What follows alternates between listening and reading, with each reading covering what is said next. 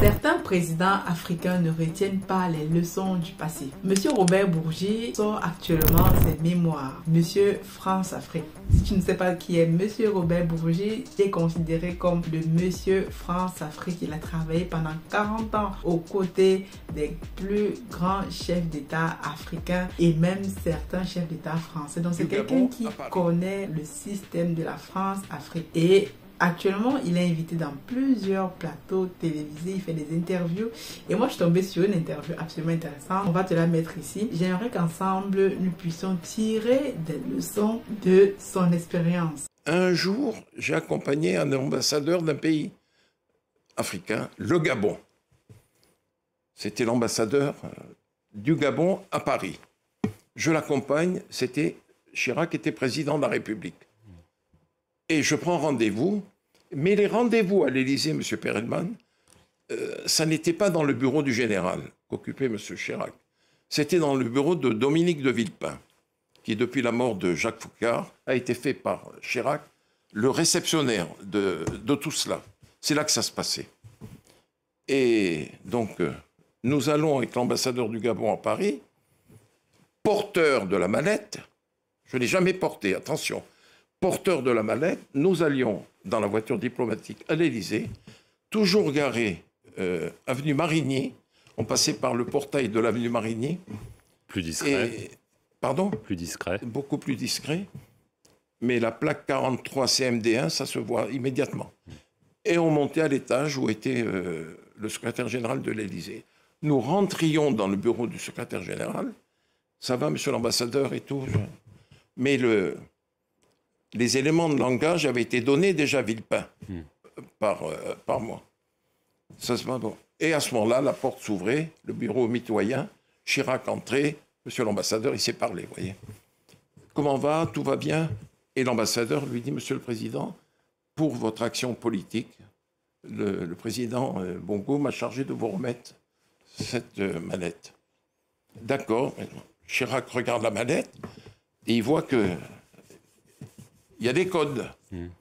Il dit bon, je vais l'ouvrir. Et il dit mais il y a un code, monsieur le président. Et il dit bon, quel est le code? Il regarde l'ambassadeur, il dit quel est le code? Il dit monsieur le président, j'ai pas le code. Il dit comment vous n'avez pas le code? Il dit non, c'est Robert qui a le code. Et moi j'étais le seul à connaître le code et Pascaline. Quand il y avait Pascaline, il n'y avait pas de code. Il n'y avait pas de code, mais elle savait quel était le code, 555. Alors je me tourne vers Villepin qui était sur ma droite. Je lui dis, Dominique, est-ce que vous pourriez me donner un bout de papier? L'instruction de Bongo était précise.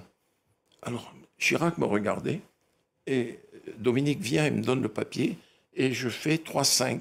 Je plie en 4 le papier et je le donne au président qui l'ouvre, le met dans la poche, actionne tout de suite. Ah, il m'a gâté. Mais que de billets de 500. Il n'y a que des billets de 500. Il dit, oui, monsieur le président, ça ne prend pas beaucoup de place, les billets de 500. Voilà. C'est comme ça que ça se passait, monsieur. Lorsque le président Sarkozy m'a demandé de passer un coup de fil à Laurent, je savais très bien qu'en cas de refus de Laurent Gbagbo, ça pourrait être terrible. J'ai essayé, à travers ce coup de fil, de faire comprendre à Laurent que c'était sa vie qui était en danger. Et il m'a raccroché au nez.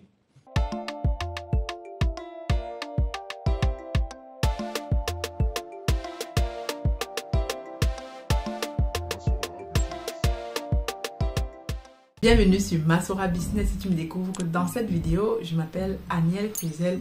Je suis ingénieur logiciel entrepreneur, auteur d'un livre intitulé Investir en Afrique dans la pisciculture. Je considère qu'il est aujourd'hui très urgent d'investir dans ce domaine, qui est un domaine dont nos pays ont grandement besoin pour tout simplement assurer l'autosuffisance alimentaire de la plupart de nos pays. Nous importons des denrées les plus importantes dont nos populations ont besoin, du riz, du sel, du sucre, etc., du poisson, alors que nous pouvions tout simplement produire certaines de ces denrées localement. Donc moi, j'ai pris le pari avec mes partenaires d'investir massivement dans ce domaine pour redonner à notre continent c'est l'être noblesse. Vous ne pouvez pas aller discuter avec les grands de ce monde. Vous ne pouvez pas aller tout simplement commencer à vous développer si vous êtes affamé.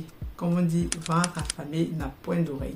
Donc, il est tout à fait important que nous commencions à investir dans ce domaine dès aujourd'hui. Donc, en bas de description, tu découvres tout ce contenu que je mets à ta disposition, le livre sous sa forme papier digital, notre plateforme de formation avec des coachings pour t'accompagner tout simplement afin que nous soyons nombreux et nombreuses à nous lancer dans ce domaine. Il y a de la place, il y a des parts de marché à aller chercher. Petite parenthèse ici, de façon exceptionnelle, j'organise un webinaire ce jeudi 19 décembre sur le thème créer votre avenir et lancer votre activité en ligne sans quitter votre emploi. C'est absolument important parce que dans le processus de création de richesse, ton salaire, c'est la base. Comme je l'ai déjà dit dans une dernière vidéo, il est absolument intéressant et même primordial que tu apprennes à lancer des activités en ligne. Si ce n'est pas encore le cas, aujourd'hui, tu peux lancer plusieurs activités génératrices de revenus en parallèle de ton emploi. Ces activités vont te permettre de vivre la vie que tu as envie de vivre, de quitter son boulot si tu veux le quitter et même d'investir au pays. Allons donc tout de suite dans le thème de cette vidéo. Je suis tombée sur plusieurs interviews de Monsieur Robert Bourgi où il raconte ses mémoires, il partage son expérience en tant que bras droit de plusieurs présidents africains. Il était au cœur des manigances de la France-Afrique.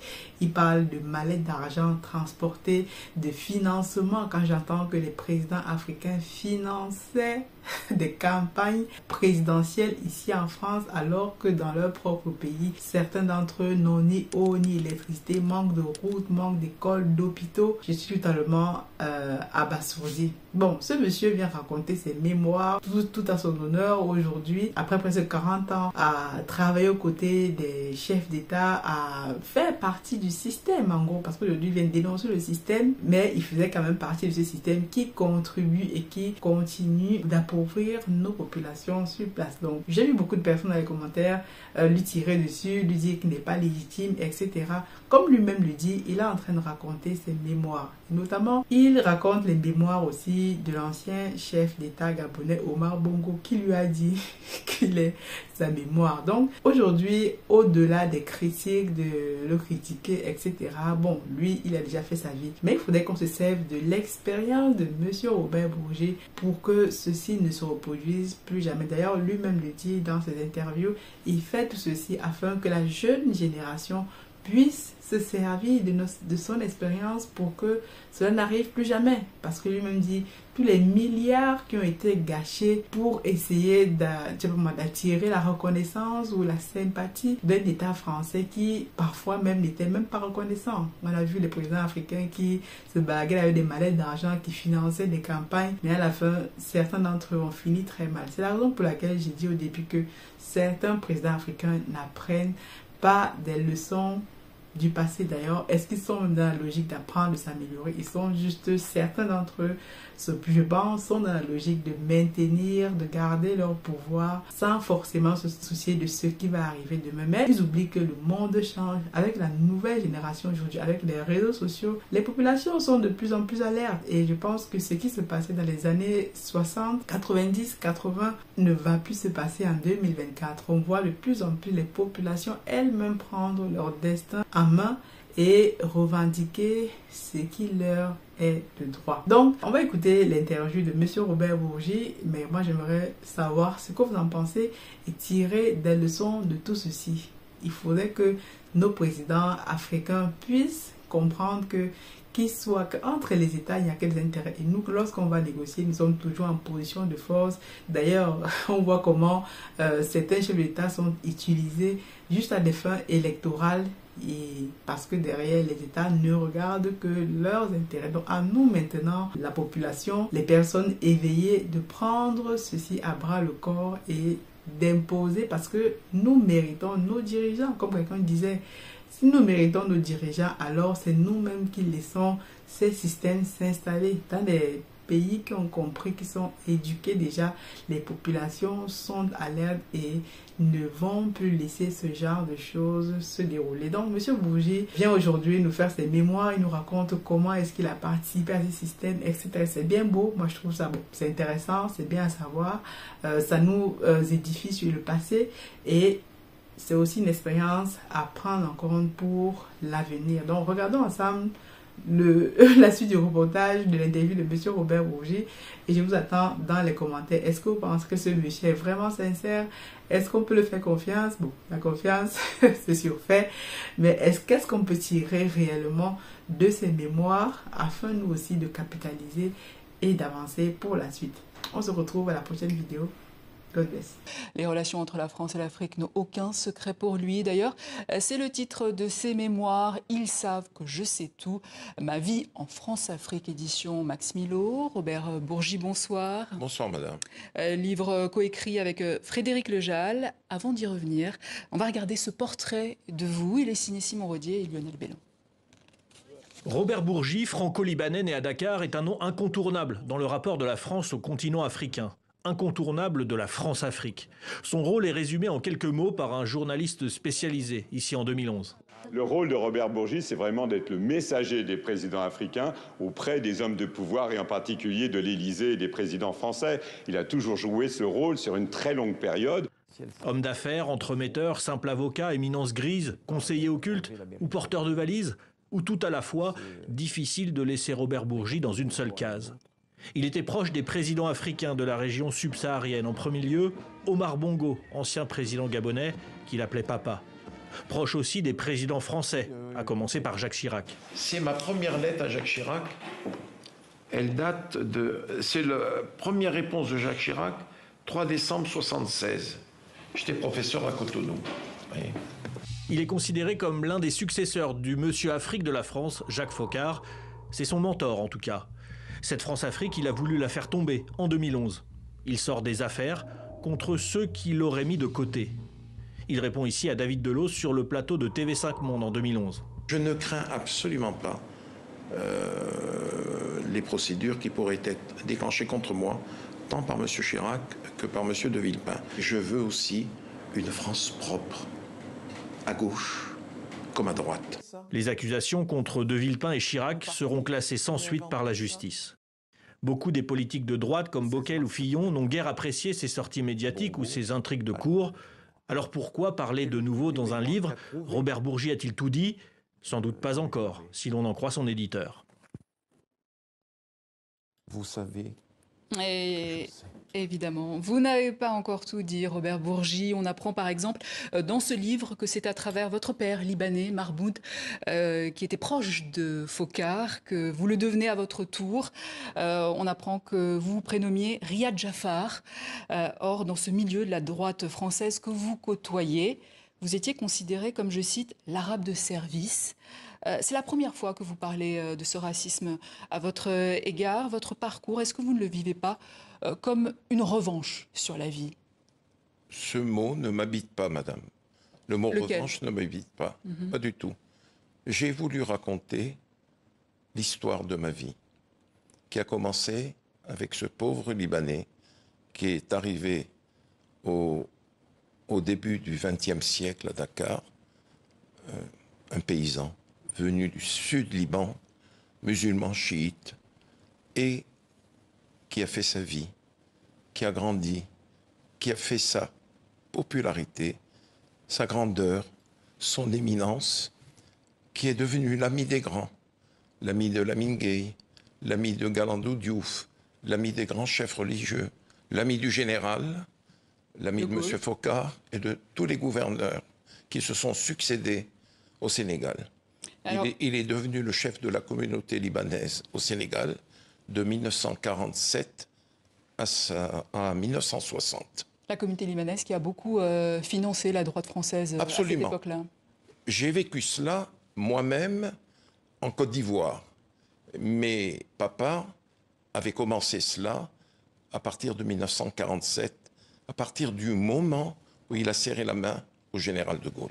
Alors vous dites que votre nom ne figure dans aucun des plus grands scandales liés à ce système de la France-Afrique, système où par exemple vous avez participé à acheminer près de 10 millions de francs français d'Houphouët-Boigny de 80 à 86 pour le fonctionnement du RPR, le parti de Jacques Chirac.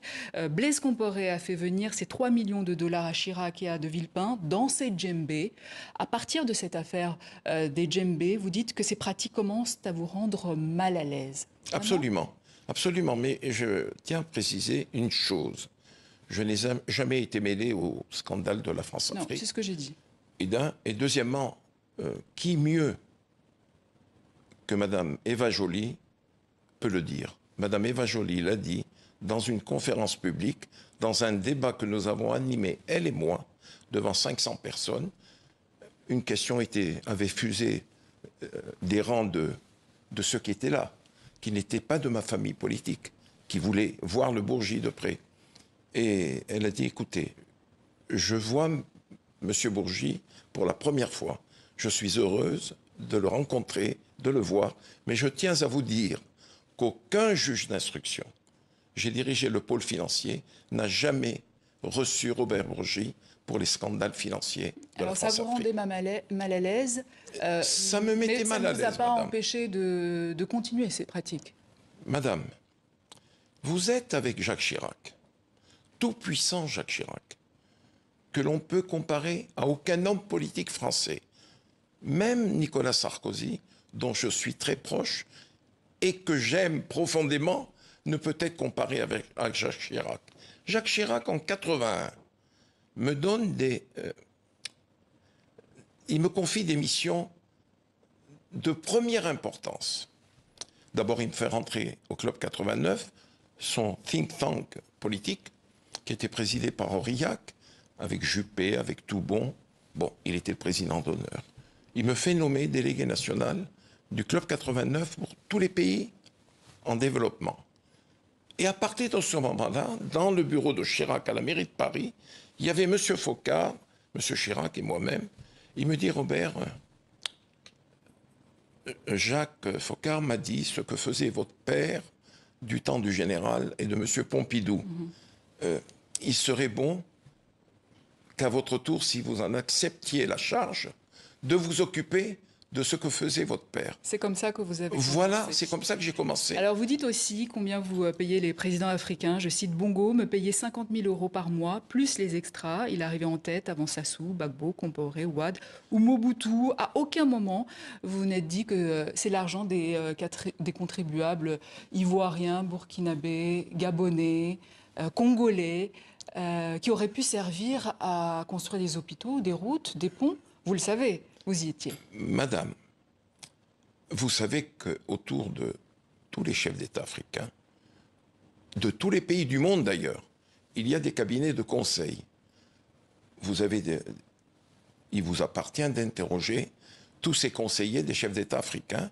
Je puis vous assurer, madame, que le million de dollars que me donnait Ali Bongo Ondimba est nettement inférieur à ce que touchent les cabinets de conseil et de relations publiques dirigés par les Français.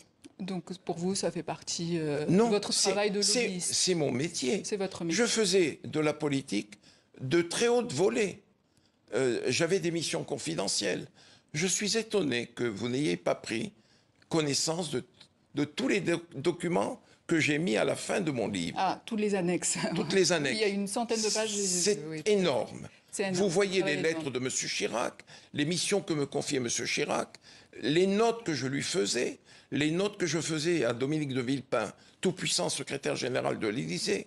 J'étais le lien avec Mobutu pendant la guerre au Zaïre, j'étais le lien avec Omar Bongo, j'étais le lien avec la Côte d'Ivoire, avec la Mauritanie et tant d'autres. Et ces financements. Et il n'y a que ça qui vous intéresse, financement. Oui, venant des pays qui n'ont pas beaucoup d'argent vers des pays riches.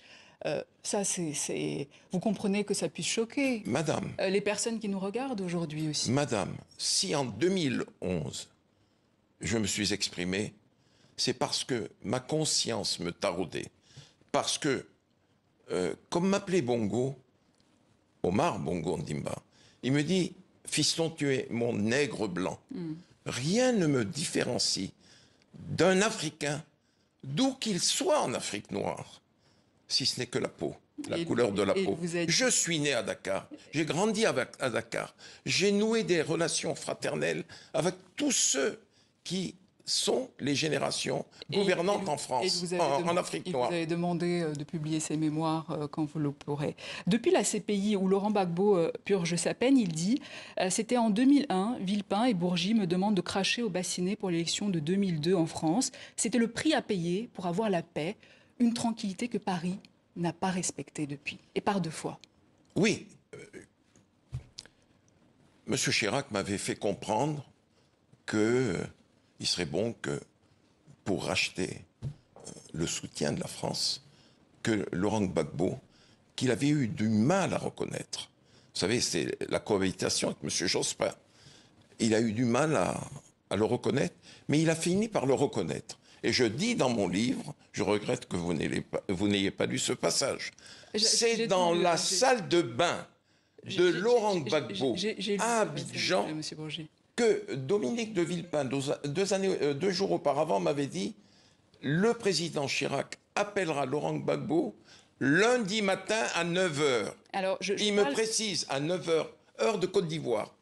Et je me trouvais chez Laurent à 8h30. Il va dans la salle de bain et c'est là que le coup de fil arrive sur mon portable.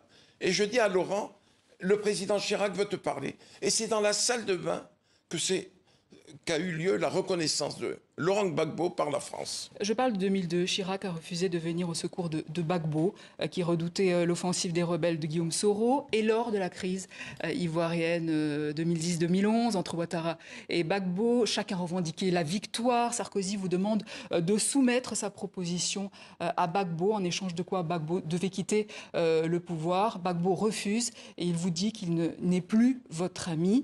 Sarkozy répond « Dès demain, je le vitrifie ». La suite, on la connaît évidemment. Qu'est-ce que ça vous fait, qu'est-ce que ça vous a fait de voir les images tourner en boucle à travers le monde d'un Laurent Gbagbo en Marseille avec son épouse Simone? Madame, j'en ai beaucoup souffert. Oui. Je puis vous dire... Leur résidence a été bombardée par l'armée française, l'ONUCI et les troupes de Ouattara. Madame, lorsque le président Sarkozy m'a demandé de passer un coup de fil à Laurent, je savais très bien qu'en cas de refus de Laurent Gbagbo, ça pourrait être terrible. J'ai essayé à travers ce coup de fil de faire comprendre à Laurent que c'était sa vie qui était en danger. Et il m'a raccroché au nez. Il m'a raccroché au nez. Il m'a dit, bon, je t'ai assez parlé, Bob. Il a raccroché. Si Claude Guéant était là, secrétaire général de l'Élysée, il vous confirmerait ce que je vais vous dire. J'ai éclaté en sanglots, madame, parce que je savais ce qui allait se passer. Je suis allé chez le président, bureau mitoyen. Sarkozy. Il me dit, président Sarkozy, bien sûr. Il me dit, alors, qu'est-ce qu'il a dit ton ami Gbagbo? J'ai dit, il a refusé ta proposition, président.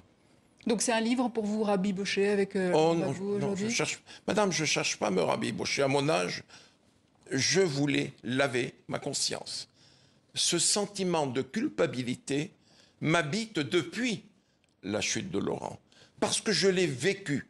J'ai essayé d'attirer son attention. Il y a eu un événement. J'ai voulu, moi, empêcher Laurent Gbagbo de venir à Marcoussis pour les accords de Marcoussis. J'ai eu Eugène Alou, son homme de confiance, directeur du protocole, à mon cabinet. Je lui ai dit, Eugène, Laurent est encore à Abidjan. J'ai assisté à des réunions avec Dominique, avec le président. Attention, il ne faut pas que Laurent vienne. Interrogez Eugène Alou, il vous confirmera ce que je dis. Je lui ai dit, appelle-le en langue. Dis-lui en langue de ne pas venir. Laurent lui a dit, tu dis à Robert que je viens. Le courage m'habite, je viens. Et c'est là que Dominique de Villepin, Marcoussis, lui dit, je vais te tordre le bras. c'est inacceptable. Monsieur Bourgi, autre chose étonnante, on n'a plus que quelques minutes. Oui. On découvre dans ce livre votre proximité avec le patron du Canard enchaîné, Claude Angély, à qui vous avez donné pas mal d'informations. Je pense par exemple à l'affaire de l'appartement d'Alain Juppé en 95. Mais alors, les diamants de Bokassa, c'est vous aussi? Oh non, pas du tout. Pas du tout. J'ai connu Claude après 81. J'en ai été très proche. À 20h, je lui parlais. J'ai passé 1 heure au téléphone avec lui. Mais vous oubliez une chose, madame. Je suis le témoin de mariage de Claude Angély avec Stéphanie Meignet. Donc Bokassa, c'est pas vous. Non, Est-ce pas que vous direz, monsieur Bourgi, que la France-Afrique est finie aujourd'hui? Pour ma part, il est fini, pour ce qui me concerne. Pour ce qui me concerne. Et j'assiste simplement, impuissant et triste, au déclin de la France en Afrique. Et tout ça à cause de l'arrogance de notre pays vis-à-vis des chefs d'État africains. Et aussi au manque de connaisseurs, au manque de contact avec les élites africaines et avec la jeunesse africaine. Madame, au moment où le Sénégal brûlait, en 2021, 22, 23, je me promenais, moi, dans la Bindina, où toutes les enseignes françaises brûlaient. Quand les jeunes manifestants me voyaient, « Ah, c'est tonton Bourgi, c'est le doyen Bourgi, grand-père ». Maintenant, je suis grand-père pour eux. Voilà, Merci. Ça c'est la satisfaction que j'en tire. Merci Robert Bourgi. Je rappelle le titre de votre livre, coécrit avec Frédéric Lejal, « Ils savent que je sais tout, ma vie en France-Afrique » aux éditions Max Milo.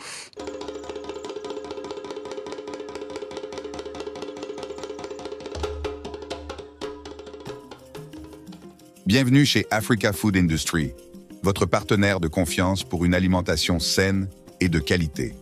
Situé au Cameroun en périphérie de Yaoundé, notre site de production en pleine nature est dédié à l'élevage, à la production et à la transformation responsable des poissons les plus frais. Chez Africa Food Industry, nous élevons et transformons une variété de poissons, notamment le silure, la carpe et le tilapia, dans le respect de l'environnement et du bien-être animal.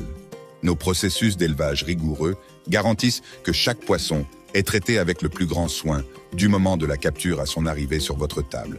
Découvrez notre large gamme de produits finis, des filets de poissons frais aux délicieuses conserves de carpe de silure et de tilapia, prêts à satisfaire les palais les plus exigeants. Pour des produits de qualité supérieure, faites confiance à Africa Food Industry. Contactez-nous dès aujourd'hui pour en savoir plus. Africa Food Industry, nourrir le monde, une bouchée à la fois.